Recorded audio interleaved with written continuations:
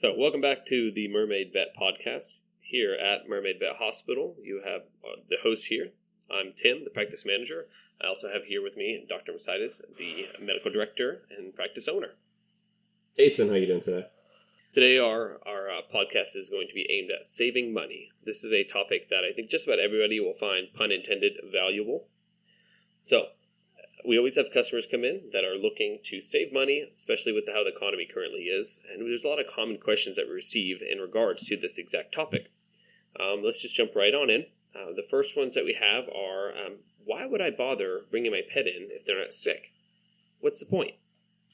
So the biggest idea behind bringing your dog in when they're not actually sick at that moment is to make sure that we are catching things before they get worse. So there's an old adage that says an ounce of prevention is worth a pound of cure. So if you bring your pet in for an annual exam, a lot of times we're able to catch things that otherwise might go unnoticed and might spiral into a bigger disease process that's going to take more money down the road to get fixed. So being on top of things, catching things before they become bad, that's the purpose of our annual exams, and that's why I'd recommend bringing them in. So you are spending money that you otherwise wouldn't be, but you're staving off hopefully something worse down the road. That makes sense. I'm going to piggyback that with the next question that correlates. Says, yeah, but I'm not taking my dog to the dog parks. I'm not boarding my dog. Why do I even need vaccines in the first place? So last episode we talked about veterinary medicine as it relates to managing risk, and vaccines are a big part of that. Or I mean, they're a very good example of that. So when we're giving vaccines, we're taking on a very small risk, which is the possibility for a reaction to the vaccine, and we're taking on a financial burden in order to fend off something that could be really devastating.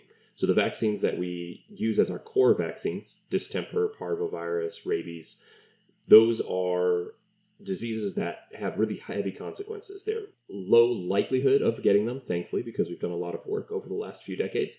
But if your pet does get them, they are very dangerous. If we were to be able to treat them and save them, it's going to involve a lengthy hospital stay, which gets very expensive very quickly. So vaccines, generally speaking, are going to be, again, preventative spend to prevent potentially disastrous financial and health consequences down the road. That being said, there are vaccines that you can potentially forgo depending on your pet's lifestyle. Those are going to be our non-core vaccines. So some areas of the country will consider leptospirosis, which lives typically in standing water and is spread by urine, typically from wild animals. They'll consider that a non-core vaccine. Here I consider it a core vaccine because we have so much standing water. We're a giant swamp. So the risk factor is just so much higher than other places. And leptospirosis is, again, a disease that can be deadly, is frequently deadly. And when we do bring pets back from the brink with it, it involves a lengthy hospital stay. But other vaccines that are going to be your non-core vaccines that potentially you could forego are going to be chemicough or Bordetella and canine influenza. Those can be held back if you have a pet that just is not social. And what that really means, because we talk about like, oh, I'm not a social person. It's not that. It's not saying that your pet is an introvert. It's saying that your pet literally doesn't leave the house. So if they do not contact other animals, then they can forgo that potentially. If they see other pets, if they go for walks, if they go to boarding or daycare, or even if it's infrequently, then they need those vaccines. Most boarding facilities, in fact, will require those vaccines, but those would be the cases. If you are a recluse and you have a 15-year-old Chihuahua and they literally never leave the apartment, I'm not so worried about flu and kennel cough in those cases. That's fair. So if my Chihuahua's not social and not going to Dave & Buster's, we're good to go. If your pet is not leaving the house, you're good to go. All right. So the vaccines, you're making great points. I should definitely get the vaccines done. Boosters are also important. I also noticed that I can get those over at Tractor Supply. Could I save the money and just do those at home? Tractor Supply and vaccines, what I worry about is the handling. So if you think about the 16-year-old at your local big box store, and then you count on them handling delicate medical supplies that are temperature sensitive, and you're counting on them, especially in Florida, not forgetting about a box in the back and then sticking it in the fridge, trying to hide the fact that they forgot it because they don't want to get in trouble. One of the things I think is worth noting about getting vaccines from a third party is that you can't get rabies. Rabies has to be given by a veterinarian. So what that's telling you is that the government does not trust vaccines going through these other places for diseases that can be transmitted to humans. So all the things I worry about with those vaccines is the efficacy by the time you get it. In the case of vaccines, I think it's worthwhile to spend a little bit more, get it done by a registered veterinarian. So me convincing you that I know my way around a needle doesn't change your opinion. No, I have full faith and confidence in you and in my owners who are willing to do these things at home. All right. So that's good. Okay, so here we are. I'm coming to you for my exam. I'm getting the vaccines, I'm getting the boosters, but I'm getting a little anxious because I see the bill going up a little bit, and then blood work is mentioned to me. So here we are looking at blood work. Now I have a lab that's 11 years old, and I see that there's plain old blood work, and I see there's a senior panel, and the plain blood work is a little bit cheaper, and so kind of leaning into that. What would be your pitch for, doing a senior panel versus an old panel, and maybe even just blood work at all? Maybe the extra cost altogether has me kind of halfway out the door. What would be your pitch there? It goes back to what we talked about before. Staying on top of things, finding out what's going on before it becomes a problem or before it becomes a bigger problem is going to be the value in doing that blood work. So we talked also about spectrum of care in our last episode. This is where that comes into play, where if you're really financially hurting, I want to make sure your pet gets in to see me. I want to make sure that we're not going to scare you away so that we can get the things done that we need to get done. And if that means not doing blood work this time or coming back and doing blood work at a different time, that's perfectly fine for me. Okay, that sounds good. So now that I've got everything taken care of in the clinic, there are other products I can get at home, right? There's different expenses, not the day-to-day or week-to-week, month-to-month expenses, aside from my once or twice a year visit to the vet clinic. So how am I going to save money in some of these areas, such as, let's say, special diets, right? So I go to the pet store, shelves and shelves full of dog food. This one's for, GI care, low fat, kidney disease. This one makes your dog meow like a cat. Like, how do I go about navigating this vast sea of dog foods? Something that's cost conscious, but also beneficial and necessary for my pup or my kitten. One of the things that we should break out when we talk about special diets is going to be prescription diets versus everything else. A prescription diet is going to be recommended by a veterinarian. It's going to be typically managed in some way in the hospital. You're going to be checking up on it. It's going to be for a specific purpose. And those ones you're going to want to stay on. We'll split out into specialty diets. So there's low fat. That's typically something that's going to be worthwhile as well. If you've got a GI sensitivity, there's going to be something to that. Other ones, there's just not a lot of science behind them. So if I don't know what goes in there and I haven't seen the studies that really say something's worthwhile, it gets hard for me to recommend something to a client. So if you've got a breed-specific diet, usually there's not that much that's gone into it to say why that's better than something else. If you've got a grain-free diet, that can actually be harmful. So grain-free diets, I'll get on a soapbox on another time. In the case of grain-free diets, though, there is actually cases where they've caused heart failure or they've been linked to heart failure. So that's one where it's going to cost more and you're actually potentially making your pet less healthy for it. Other things that I would cut back on are going to be your high-quality ingredient diets like your fresh, your flash frozen, your farmer's dogs, your homemade. If you have high-cost ingredients, they're not necessarily making your pet more healthy. So if you think about it for us, when you look at somebody who's trying to stay as healthy as possible, they're not eating the most expensive ingredients. They're eating high quality, high nutrition ingredients, but not necessarily filet mignon every single night. Well, that's fair. I'd probably save money if I just went to Taco Bell like I like to eat. Dude, not anymore. Taco Bell's expensive. That's fair. Used to. We know tacos. that. I love Taco Bell. You got to go on Tuesdays, free tacos. Yep. Nice little plug there. So, we've covered the dog food. Another thing that I have to worry about, again, in between vet visits is grooming and doing baths. Dogs tend to enjoy the stinkiest possible smells. And so if I see my dog on a trail and he's rolling around in a puddle or something, I know it's going to smell absolutely awful. It's got to get him home, got to get him cleaned up. Do I just spray him with a hose? Am I getting some of these fancy perfumed, shampoos? Should I have a mousse and a conditioner? Like what's the skincare routine or the hair products I need just to groom this dog? Yeah, I'm definitely biased, but if I'm looking for an area to cut back on when times are getting tough, it's going to be in this grooming area. Looking at it from a purely medical standpoint, I just don't see that much value to it. It makes them look fluffy, it makes them look nice, it's great, but it's just purely looks, and it doesn't necessarily make them any healthier whatsoever. The number of beautiful, fluffy, tiny white dogs that I've seen with the most gorgeous blowouts that have teeth that are rotten is high. And what we do here at the clinic, I mean, you can learn to trim nails at home on your own. If you're ever curious, like, all of our staff is more than willing to show you exactly what we're doing and how to do it at home, and we can display it for you at the one time, and you can do it at home on your own.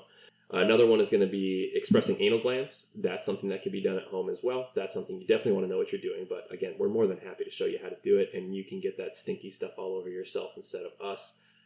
And then the last one's going to be coat care. Man, there's tons of specialized shampoos, tons of specialized things that are out there, but again, unless it's a prescription shampoo, I just don't see a ton of value in it. That's good to know. I think when it comes down to each individual household, you have to decide, the costs versus what you need versus what you feel comfortable doing. And for me, I'm going to pay the couple extra bucks to have you guys do the anal glands. That's not going to be in my wheelhouse. All right, so I'm sticking with some of these products I can pick up, right? Let's talk preventatives a little bit here. Now, there's a ton of preventatives out there, and it feels like there's even more parasites out there than preventatives, right? But I don't feel like most of the parasites probably apply to me being here in Florida, but I don't feel like, everywhere I've lived in Montana, Pennsylvania, a few other states, and, some places are more worried about ticks than others. Do I need to get preventatives that cover everything that's out there, or am I okay picking and choosing? What would you recommend? That's a great question. When we talk about preventions, I'm going to talk about them similarly to how we talked about vaccines, where there's core and non-core. And that's going to be, again, based on lifestyle. If you are that 15-year-old Chihuahua, you live on the 23rd floor of a high-rise and you never leave the apartment, or you go out just onto the sidewalk to pee and poop and do your business and go back inside, flea and tick prevention is probably not entirely necessary for you. Maybe fleas, almost certainly not ticks. Heartworm is. So if we're creating tiers of preventions, heartworm goes at the top, flea and tick goes after that, where flea and tick can be a lifestyle, but heartworms are spread by mosquitoes. Mosquitoes get everywhere. One of the things I like to tell my clients is that I don't care if your dog is an indoor dog. I consider myself an indoor person. I eat inside. I sleep inside. Most of the time, I'm pooping inside, which for most dogs is not going to be the case. And I get bit by mosquitoes all the time. So I know your dog's going to be bit by mosquitoes. Mosquitoes do not stay below a certain altitude. They can ride elevators just like everybody else. If you lived in a gated community, the mosquitoes do not know about that. They don't care. They'll get in there. So always be on heartworm prevention. Also because heartworm is a potentially deadly disease that is incredibly expensive to treat. So heartworm always required. Hey, so I'm glad you mentioned the pooping outside thing. The HOA has been reaching out to you and trying to get you to cut that out. But another question here. I've got two 50-pound dogs at home, right? And I was wondering if there's a way I could save money on when I go to pick up preventatives. I could just get 100-pound, meds meant for a 100-pound dog, right? Cut it in half. That's $250. Give them my two dogs, right? So I don't recommend splitting medications without a vet's guidance, because my understanding of heartworm preventions that are in those chewable forms especially is that they are not uniform throughout the entire chew. So think of it like a chocolate chip cookie. If you split a chocolate chip cookie in half, you're going to get more on one side than on the other. So you're getting uneven doses. One might be getting nothing. One might be getting way too much. So even though it's tempting, it's not recommended. I don't recommend it. It's again, like, if you're spending the money, then just make sure you're getting the full benefit out of it. Well, you're right that the preventatives can be a little bit pricey. I do notice the price tag on them, but I did notice I can save 53 cents by buying it from down the street instead of getting it at the vet clinic. What do you say to that? I say that's an option. What I would do again is I'd break it out into two categories. We'll talk about getting preventions that are over the counter and available, and we'll talk about getting prescription medications or prescription preventions from third-party pharmacies, because they're two different things. So on the side of getting over-the-counter medications, it should be noted heartworm prevention is not available over the counter. They all have to be FDA approved. If you think you're giving your dog heartworm prevention with something you bought at Petco, you are not. Please talk to your vet and make sure that you get some on board.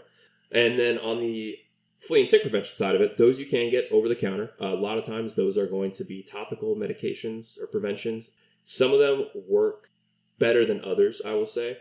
But a lot of it's going to be dependent on getting a correct application and really, again, your risk factor. So when I lived up north, I seem to have more success with over-the-counter flea and tick preventions than I do down here where there is no hard frost, there is no winter to kill things off. I've noticed those preventions when I'm at PetSmart, when I'm at Petco, are going up and up in price. In some cases, they're actually more expensive than the prescription ones, and you're going to get a lesser impact from them. So do you really want to be spending 30, 40 bucks a month and your dog still has fleas? Or do you want to just get it, get the prescription one? And that's what I would recommend. I like the oral ones because they are less likely to have poor absorption. So they're not going to sit in the fur and not go systemically. But that brings us to third-party pharmacies. So what if we're getting those prescriptions from other pharmacies? Those outlets do have the same preventions in a lot of cases that we do. One thing that's worthwhile is chatting with your veterinarian, because a lot of times we'll have an online pharmacy that's going to have a wider variety. See if your vet is able to price match in cases like Chewy. The manufacturers will typically have rebates that they have exclusively through veterinarians. So if you do more at once, we'll be able to get you a discount on it. But again, that's going to be if you've got a Great Dane, so that's a pretty big ticket up front for getting 12 months at once. And now, so with my Great Dane, I've noticed some days he has a little more trouble walking around than other days. And so for another regular supplement that we need, medications that we consider around the clock are things for joint pain care, Would you recommend buying those in bulk as well? Do you have any other tips or tricks for joint meds? This is another one that I would consider, where can we cut stuff if we need to? With joint pain specifically, the problem is that there are a lot of really great proven treatments that we can use for it, and there is a lot of, let's call it fluff, that's out there that aren't necessarily going to be doing their job or the job that we want them to do. But after that, then we get into our more scientifically backed supplements. That's going to be your glucosamine, your chondroitin, your antioxidants. Those I would keep over the homemade ones, of course, but that would be something that we could potentially cut next. And then getting down to it, I would stay on those long-term pain medications. One of the things that you can do as well, and this is for joint pain, this is for any other long-term chronic medication that's required, definitely price shop around. The pet pharmacy industry is a lot like any other industry, where you've got your Walmarts that buy stuff in such bulk and at such a volume that they can sell it for less than an independent veterinary practice like us can buy it for. So as much as I would love to say, buy it from us whenever you can, support local business, we are pricing it fairly based on what we're getting it for. If you are dealing with a medication that's costing $300 a month but somebody else can get it to you for $200, yeah, for sure. Like I would never tell anybody not to do that, because I want your pet to get the meds that they need. All right, so we went over our general staying current, coming in with exams, blood work, vaccines. We've talked about some of the products I may be purchasing at home. And then the final topic I'm curious about is my high-cost procedures, right? Some ones that immediately come to mind, obviously, spaying and neutering. Then also just your dental care, maybe going in for cleaning and extractions. What would I do here? How can I prepare for these? How can I still keep these as an option while not losing all my money or breaking the bank? For sure. No, this is something that comes up a lot. So look for spectrum of care. So if we are going in and we are doing spay and neuter, if you're calling around price shopping, something I always recommend is checking an itemized estimate. So you're seeing what you're actually getting. We'll sometimes come in and we'll have an estimate, but when you're looking at that includes blood work. That includes, depending on your weight of your dog, potentially a lot of pain medications. And depending on the clinic, different types of pain medications that are going to provide more effective or less effective pain control post-operatively. So there are places where we can trim things up and again getting the procedure done. On the side of dental care and cleanings, that goes back to an ounce of prevention being worth a pound of cure. Because when you think about these really high cost dentals, the best way I've heard to think about it is don't think about it as an added cost, thinking about it as spreading out that big cost for that one big dental cleaning at the end of their lifespan over the course of their entire lives, and having them have actually good breath that whole time. So we've got a lot of good information today, but if you were to do just a quick conversation with somebody and you just wanted to give us some summary, some quick bullet points, what would be your high points of this conversation? The TLDR of all of this is going to be an ounce of prevention is worth a pound of cure. So not necessarily saving money, but making sure that you're getting value out of the money that you are spending to give your pet a better quality of life and defer or reduce those big costs down the road. Second part is going to be, if we are cutting the things that are not medically necessary first. So those specialty diet, those high perceived quality of diets, and those treatments that only cover looks, and learning the ones that are more medically necessary to do at home yourself. So trimming nails at home, anal gland expression at home, keeping their teeth brushed, keeping them at a healthy weight. All of those things are going to help to really reduce veterinary costs down the road.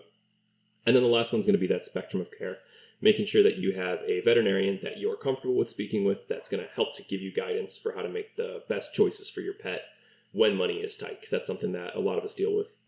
Yeah. Wonderful. And I think another takeaway is not to be afraid of talking costs with your veterinarian. I think that we all understand that when you come into the practice that you want to do what's best for your pet.